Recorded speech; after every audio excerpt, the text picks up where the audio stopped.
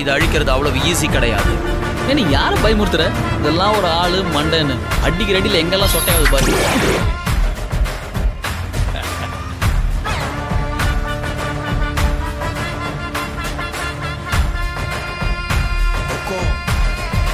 tiger